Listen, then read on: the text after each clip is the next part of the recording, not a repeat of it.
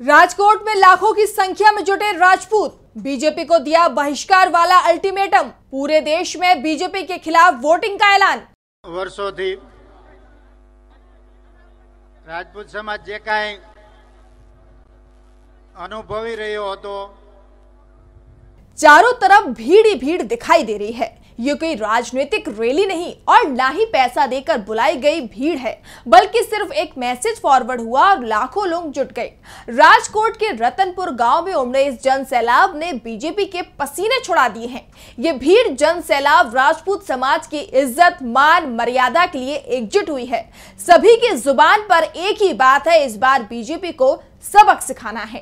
राजपूत समाज की राजपूत अस्मिता महासम्मेलन को रोकने के लिए बीजेपी ने पूरी ताकत लगा दी थी, लेकिन वो ना तो महासम्मेलन को रोक पाए और ना ही इसमें आने वाले लोगों को। अब तो राजपूतों ने सीधे सीधे केंद्रीय गृह मंत्री अमित शाह को भी चुनौती दे दी है। क्षत्रिय समाज ने अपने आंदोलन तेज करते हुए हाल ही में रूपाला की उम्मीदवारी रद्द कराने की जिद पकड़ ली है और साफ कर दिया है कि अगर बीजेपी ने रूपाला का टिकट नहीं काटा तो उसका बहिष्कार सिर्फ गुजरात में नहीं होगा, बल्कि पूरे देश में क्षत्रिय समाज बीजेपी का बहिष्कार करेगा। वैसे ही यूपी और राजस्थान में भी इस समय बीजेपी से क्षत्रिय नाराज दिखाई दे रहे हैं। इस महासम्मेलन में 3 से 4 लाख लोगों ने हिस्सा लिया है। महासम्मेलन में जुटी भीड़ ने ही साफ कर दिया कि इस बार बीजेपी की जमीन गुजरात में खिसक चुकी है। इस बीच बीजेपी की चिंता पटेलों ने भी बढ़ा रखी है, जिन्होंने साफ कर दिया है कि अगर रूपाला का टिकट काटा गया तो वो शांत नहीं बैठेंगे। ऐसे में बीजेपी के लिए एक तरफ कुआं तो दूसरी तरफ खाई वाली स्थिति बन गई है। राजकोट सीट पर नामांकन जमा करने की अंतिम तारीख 16 अप्रैल है, यानी अब बीजेपी को जो भी फैसला लेना है कुछ ही घंटों में लेना होगा। इस बीच रूपाला ने भी 16 अप्रैल को नामांकन करने का ऐलान कर दिया। तो कार्यक्रम में शामिल क्षत्रिय संगठनों की समन्वय समिति राजपूत संकलन समिति के अध्यक्ष करण सिंह चावड़ा ने साफ कर दिया कि अगर बीजेपी 19 अप्रैल तक रूपाला की उम्मीदवारी वापस नहीं लेती है तो हम अपना विरोध देश के अन्य हिस्सों में ले जाएंगे।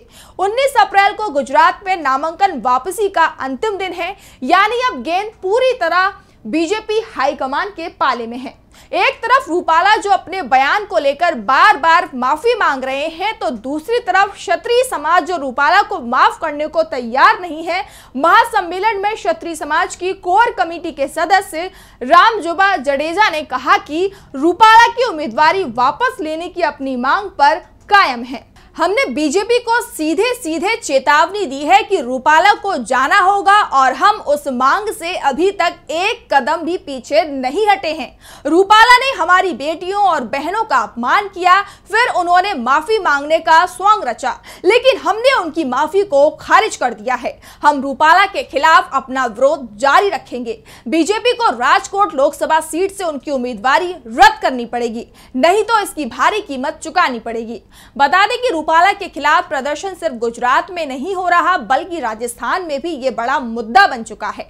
राजस्थान के चित्तौड़गढ़ में 13 अप्रैल को राजपूत समाज ने पुरुषोत्तम रूपाला की विवादास्पद बयानबाजी पर नाराजगी जताते हुए प्रदर्शन किया था। करणी सेना के बैनर तले समाज के लोगों ने रैली निकालकर कलेक्ट्रेट पर विरोध प्रदर्शन किया।